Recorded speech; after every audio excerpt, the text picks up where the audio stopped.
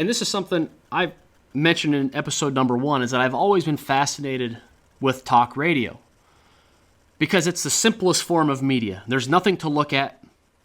It's just there's a radio, there's a guy talking, and then there's you. And either he engages you with what he says or he doesn't. And those who engage you, you want to deconstruct why. What are they talking about? What are they saying? What are the emotions? What are the topics? And so I was listening to Michael Berry the other day, and he goes, people don't turn into me to get the news.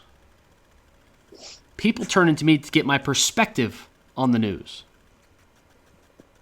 And it's absolutely what you just said. People want to hear your thoughts, your beliefs, your personality, your convictions. They don't want to hear about the latest home sales. They may, if you're going to talk about that, want to hear the latest home sales. But then how does it directly relate to them? What are your thoughts and beliefs and convictions about what that means in the marketplace? And should somebody buy or sell? Now, in reality, it's not very good content. Because most people aren't that interested in real estate. It's kind of like me. I have a mechanic, but I'm not interested in what he does. I don't care how the front brake works. I don't care about the rotor being out of balance or warped. Just fix it. I want to turn the key and I want to get from point A to point B. And so for most people, real estate falls along this same line.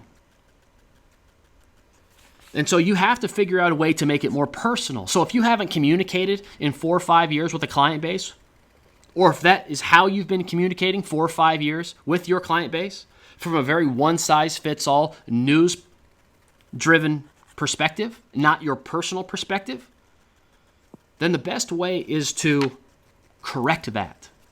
Stop publishing one-size-fits-all. So if you have a one-size-fits-all newsletter, neuter it, kill it, murder it. And start talking about what moves you, what inspires you. If you read a good book, tell people about that. Recommend it. Tell them how it changed your life, how it changed your viewpoint.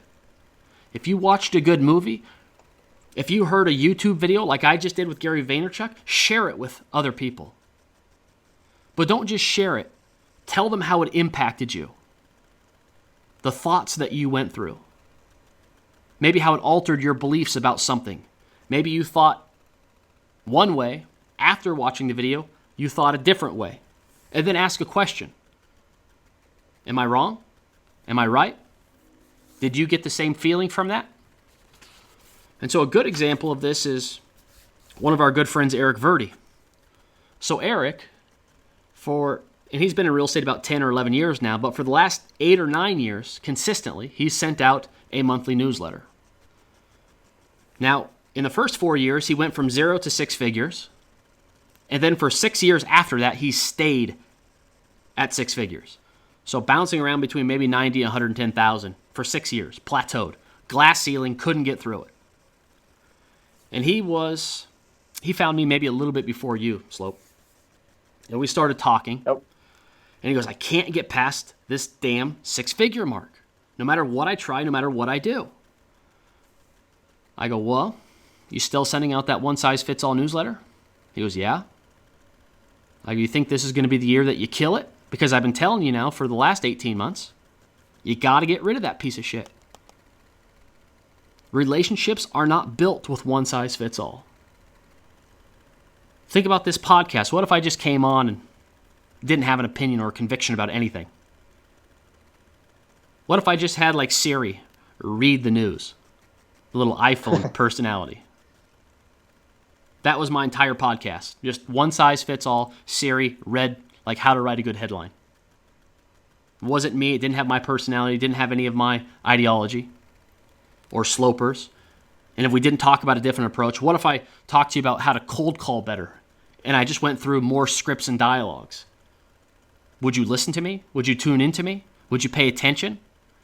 Or would you just say, douchebag, not listen to that? And so when you put out one-size-fits-all content, it's crap content. Do you know what it says to your audience? I don't care about you enough to tell you a personal story. Now, it's better than nothing, I guess. But here's what Eric did. He killed his one-size-fits-all newsletter. He changed the content, started diving into personal stories, started talking about his convictions, his beliefs,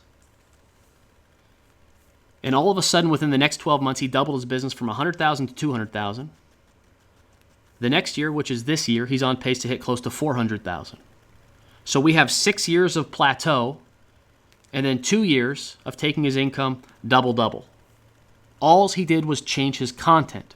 Now here's the kicker. He communicates, his monthly newsletter goes to 150 people. That's it. And so if you're a follower of, what the hell is his name? Gary Keller, he talks about in his book, The Millionaire Real Estate Agent, how you need 2,500 people in your database, 50 people for every one transaction. He's doing it wrong. He's failing.